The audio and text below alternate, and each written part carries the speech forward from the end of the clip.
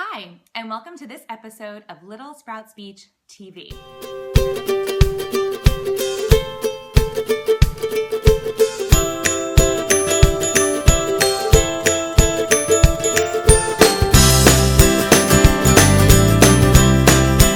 Grab your pen and paper because today we are talking about where to begin with your kiddo if they're not communicating yet.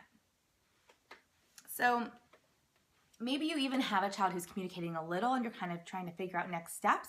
This will be really useful for you because the 3 tips we're going to give you today apply to a child who may be on a device, that talks for them. They may be using their own voice in their throat, to talk for them, or they may be using pictures as their voice right now.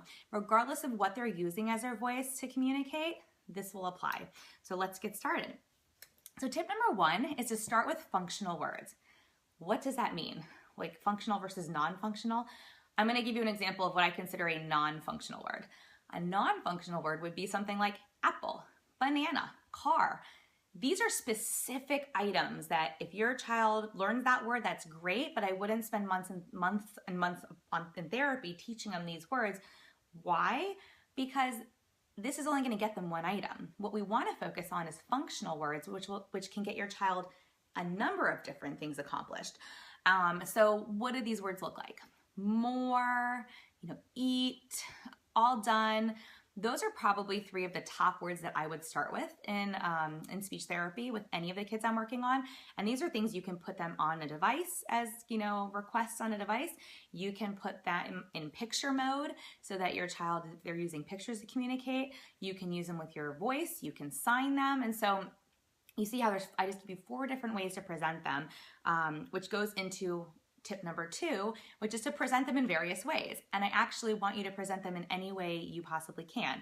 So you may not have a device for your kiddo. You may not have an iPad or something that you're using or a special, communication device other than the iPad even. That's okay. You can still use the iPad if you find an app you like that does this, or forget the iPad, present it with sign, verbally with your own voice, and with using pictures. And just by giving them those 3 different modes, they may gravitate towards one of them, and that can help them show you how they prefer to communicate, which is really cool. What does this look like again? I'll give you an example. So if I was teaching a kid more, we would go more, more. And so what I just did there was I paired my voice with the sign for it. And that's just bringing my hands together. And then if I wanted eat, it would be eat, eat, as if you're bringing food to your mouth. And you bring your fingers together like that, eat. And then all done, all done, all done. And why are these so important? First of all, most children I know, even if they have, sensitivities and certain specifications when it comes to eating, a lot of them, if you have one of their favorite foods, they're highly motivated. And food is a big motivator for many kids. Not all, but many. So if your child is not motivated by food, then you don't want to start with eat. More and all done would be a good place to start. If your child is motivated by food, let's say they just love raisins or they love pretzels or whatever, you can sit there with them at snack time and, hold the pretzel and say, eat, eat, do you want to eat? And they may look at you and not do anything yet, and that's okay. You can also show them the picture. If they tap the picture, give them the food. They just requested it. They don't have to actually say it with their voice. They can tap the picture, they can sign it, or they can say it, or they can go eat, and kind of approximate it. The goal here is that you're giving them different options and they are communicating. And then tip number 3 ties into this as well, because we want to give your child enough time to show us what they can do.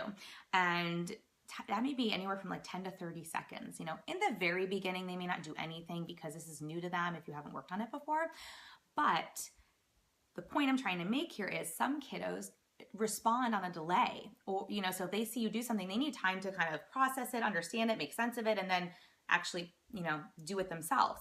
So if that's what we're considering here, we want to give them, and you can watch on your clock or count in your head, 10 seconds, 20 seconds, 30 seconds. If they haven't done it by then, especially in the beginning, you don't want them to get frustrated. You might take their hand and put their hand on the picture. Oh, eat, you want to eat, and immediately give them, a piece of that snack. Or if you're rolling a train on the table, oh, you want more train? Okay, and roll the train on the table and then give it to them so they can, play with it. the goal here is that we want to give them that wait time, but then we also want to help them in what we call hand over hand, so that, help them make the sign, help them touch the picture. It's going to be hard to help them make the sound if you're not sure what you're doing there, and that's very involved, so we're not really gonna go into that. But you may even model for like more, or for eat, just the beginning part of the word. So